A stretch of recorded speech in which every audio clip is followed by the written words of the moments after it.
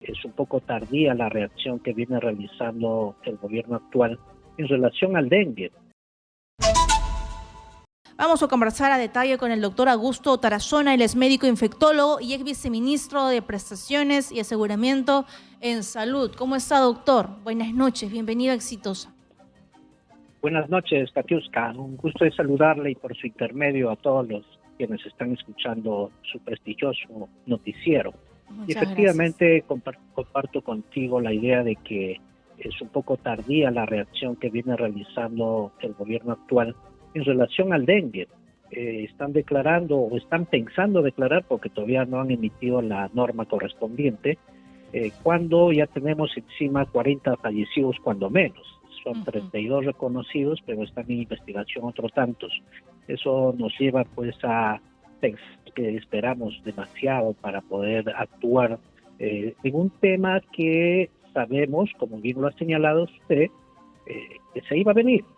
Se veía a todas luces, y es más, ya desde la segunda semana de enero hemos tenido un mayor número de casos de lo que tuvimos el año anterior. Es decir, la epidemia, y esto es una epidemia, ya la teníamos desde enero y ha ido creciendo con los resultados fatales que actualmente tenemos. Es bastante grave porque ya los analistas de datos van viendo las cifras que lo que puede pasar con el dengue en los siguientes días, semanas, va a superar incluso lo que ocurrió en el norte con el paso del ciclón Yaku. Y lo que se vio fue terrible, fue personas haciendo largas colas para ser atendidos, alza de precios en los medicamentos, falta de personal, falta de cama de hospitalización, falta de suero, falta de atención, crisis, llanto, dolor y sufrimiento que se pudo haber prevenido. Se habla de presupuesto, ¿no? Porque cuando se declara en emergencia sanitaria hay un presupuesto que se inyecta en cada zona del país. ¿Cuánto presupuesto se requiere? Además de dinero, ¿no se requiere grandes brigadas de personal para que vayan a atender a los más vulnerables ahora?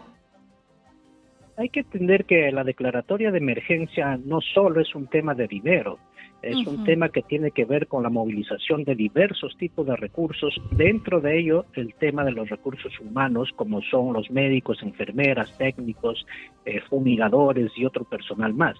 Pero además también tiene que verse el trabajo intersectorial con los otros sectores, como es educación, como es vivienda, como es el sector del interior mismo, que permita enfocar el problema de la epidemia como un problema integral, como una respuesta integral. La emergencia nos permite movilizar todo ese tipo de recursos y nexos para poder ayudar a la población. Otro de los aspectos que es importante es que sabemos que estamos en un periodo de lluvias, hay inundaciones, hay desplazamiento de personal de las viviendas en donde se inunda y también tenemos que atenderlo. Y por allí van otras enfermedades aparte del dengue, la malaria, que es también transmitida por otro zancudo, la leptospirosis, la hepatitis A, en fin. O sea, la declaratoria de emergencia no solo es tener unos cuantos recursos, hay que entenderlo eso para poder enfocar bien nuestro trabajo, porque si solo nos atendemos a que nos inyecten recursos y finalmente los recursos son bien o mal gastados, no es suficiente para contener una epidemia. Yo estoy de acuerdo con eso porque todos los temas son multisectoriales, economía, el MIDIS, Ministerio de Educación, ya lo ha confirmado la ministra Miriam Ponce. Sí o sí regresamos al colegio, a las aulas el 11 de marzo, salvo todavía está en evaluación Ica y Moquegua. Esos colegios están suficientemente fumigados, están suficientemente preparados para que los niños no sean infectados. Realmente hay un gran trabajo de comunicación. Conversaba con un consejero regional de Casma que nos decía que la gente no sabe cómo se propaga el dengue, que no están informados de lo que produce el dengue, que no están informados de la limpieza que tienen que hacer en los reservorios de agua, que incluso muchos no quieren abrir las casas para que ingresen a hacer la fumigación por la falta de comunicación. Cuando ya tenemos 17.000 casos de personas infectadas y casi 40 fallecidos, ¿recién vamos a iniciar la estrategia de comunicación? Sí, efectivamente, la comunicación es uno de los componentes más importantes, no solo para comunicar hechos y medidas y propuestas de protección, sino también para enfrentar hechos que distorsionan la realidad. En ese sentido, es importante el componente comunicación antes, durante y después de una epidemia. Ahora que estamos en pleno proceso de epidemia, las características de la comunicación tienen que ser mucho más efectivo en relación a la protección de las personas frente a los factores de riesgo, como es el mosquito, como es tener agua descubierta en donde pueden poner los huevos de mosquitos, y también para tener agua segura. En ese sentido, es sumamente importante que los mecanismos de comunicación sean muy amplios, muy efectivos y sobre todo tengan llegada a la población objetivo, porque no es lo mismo decir protégete del dengue en una ciudad urbana a decir eso en una ciudad semiurbana en donde el problema del agua pues es crítico, donde ellos recogen su agua en pequeños baldes y lo cuidan mucho porque es lo único que tienen. En ese sentido, todos esos aspectos tienen que ser abordados desde una perspectiva de comunicación en epidemia, porque hay que entender que la epidemia ya la tenemos desde hace varias semanas. ¿Y cómo encuentra el dengue al sistema de salud aquí en nuestro país? Porque tengo entendido de que hay personal, que es COVID, que está pidiendo una plaza. Entonces, si piden una plaza es porque, supongo yo, hay suficiente personal para abordar esta emergencia sanitaria. ¿Hay suficientes médicos? Los servicios de salud siguen teniendo los problemas que hemos tenido y hemos palpado todos durante la pandemia. Sistemas de salud con infraestructura precaria, con equipamientos obsoletos, cuando lo tienen, mayormente no lo tienen, y con personal insuficiente. Existe la necesidad de crecer en población de trabajadores de salud. La propia pandemia y la epidemia del año pasado también ha mostrado la necesidad de incrementar recursos, en algunos casos especializados, como son los intensivistas pediatras, porque no hay uso de pediatra en la mayor parte de las regiones, y eso nos pone en una situación de desventaja. Pero el hecho es que hemos pasado una epidemia y no se está priorizando desde el punto de vista de política nacional, no se está priorizando el sector salud para fortalecerlo y afrontar no solo esta epidemia, porque de hecho ya se sabe actualmente que pueden venir muchas epidemias más y hay que fortalecer nuestros servicios, a nuestro personal, a nuestros recursos. Se sabe que faltan más de 15,000 médicos en el país, especialistas, se sabe que faltan más de 73,000 personas, de trabajadores de salud en general, pero en realidad es muy poco o nada lo que se está haciendo, sobre todo en el ámbito de las regiones, en donde se nota más el abandono. Hay algo que es bastante importante y no se ha mencionado en esta conferencia de prensa. Hay suficientes pruebas de descarte para el dengue y la vacuna, doctor. ¿Qué se conoce de la vacuna? Entiendo que países hermanos como Brasil, por ejemplo, ya está vacunando a su población porque también es un problema latente en esa zona. Las evidencias han venido mostrando de manera consistente de que la vacuna contra el dengue es sumamente importante para evitar personas que agraven y que fallezcan. Sin embargo, en nuestro país todavía le siguen dando vueltas para poder incorporar la vacunación para el dengue. Sabemos que eso no va a ser lo que nos va a ayudar mucho en la epidemia, en el periodo epidémico, pero sí nos va a ayudar para las siguientes epidemias, de tal forma de que si hoy trabajamos vamos a evitar fallecidos. Si el año pasado hubiéramos incorporado las vacunas en las zonas endémicas, en donde hoy están muriendo personas, hay la alta probabilidad de que no hubieran muerto esa cantidad de personas. El año pasado, la OPS tuvo un equipo técnico en el Perú evaluando por qué han muerto tanta gente, la más alta mortalidad en Latinoamérica.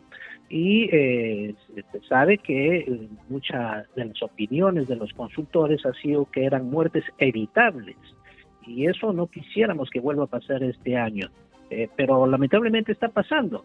El Perú hoy en día viene a tener la tasa de mortalidad más alta de Latinoamérica en estas 8 semanas que tenemos en este año. Por encima de Argentina, por encima de Brasil, por encima de Ecuador. De tal forma que lamentablemente nos seguimos destacando por tasas negativas en temas de salud, y eso es algo que hay que tenerlo en cuenta para que se tomen decisiones al más alto nivel y que permitan fortalecer de una vez por todas nuestro servicio de salud y trabajar con la población para medidas de prevención en su momento. Hoy en día lo que se requiere son intervenciones de control de daños, del control de la epidemia, vectorial, con la finalidad de evitar más muertos, con la finalidad de evitar más contagiados, que eso pasa pues por un control vectorial muy exhaustivo, muy bien planificado y con todos los recursos que se requiere para ello. Y sobre todo un trabajo de prevención. Las pruebas de descarte, ¿cuán importantes son? Porque a veces la población, como no conoce mucho sobre esa enfermedad, no sabe cuáles son los síntomas. Sí, allí el gobierno, el Ministerio de Salud tienen que tomar una decisión. Tenemos pruebas confirmatorias en una cantidad que por ahora está siendo suficiente, por ahora, pero estimamos que a la velocidad que está creciendo es posible que nos empiece a faltar. Y por ahí tenemos el mercado público, en los laboratorios públicos, en donde han adquirido pruebas rápidas sin mayor estudio ni validación. Sin embargo, la población accede a esas pruebas rápidas.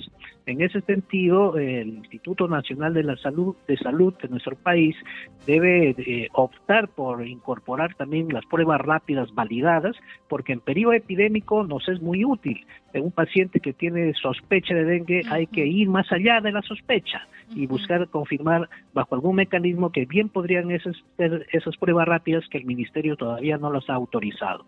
En ese sentido, es importantísimo frente a las semanas que se nos vienen. Hemos tenido, hace 3 semanas, aparecieron alrededor de 2.000 casos, hace 2 semanas alrededor de 4.000 casos y hace 10 días atrás alrededor de 5.700 casos durante una semana. O sea, está creciendo la epidemia y esperamos pues disponer de los elementos suficientes para el diagnóstico y también para el tratamiento de nuestros pacientes. Así es, lo esperamos y lo exigimos porque recordemos que la ex ministra de Salud salió por eso del gabinete, por el incremento de casos de contagio y muertes de dengue. ¿Qué pasa ahora con el ministro Vázquez? Bueno, sí, efectivamente la ministra dijo que en 15 días acababa la epidemia, pero no fue así porque simplemente desconocía cuáles las características de esta epidemia y eso parece suceder ahora porque realmente no se está haciendo las acciones con la velocidad que una epidemia exige. Me parece importante que le quiten el miedo a decir qué es lo que realmente está sucediendo. Yo estoy seguro que los técnicos del MINSA ya saben que esto es una epidemia hace varias semanas atrás, pero ahí están que le dan vueltas, que no es epidemia, que solo es epidemia en 4 regiones, que no es en más regiones. No, señores, estamos en una epidemia de dengue desde hace más de un mes y demorar en reconocerlo es que nos permite pues que la epidemia avance. Entonces, tomar el toro por las astas nos va a permitir enfrentar mejor la epidemia y sobre todo hay que incorporar un elemento clave, que es la gobernanza. Esto se refiere a que todos tenemos la posibilidad de poner el hombro, desde el rol que nos corresponda. Los colegios profesionales, las universidades, los demás sectores también son parte del problema y deberían ser parte de la solución. Esto no es solamente un tema del Ministerio de Salud, también los gobiernos regionales, los gobiernos locales, todos los sectores tenemos que poner el hombro para enfrentar esta epidemia, porque la salud, pues, tenemos que defenderlo todos. Gracias a nuestro invitado, el doctor Augusto Tarazona, médico infectólogo y viceministro de Salud.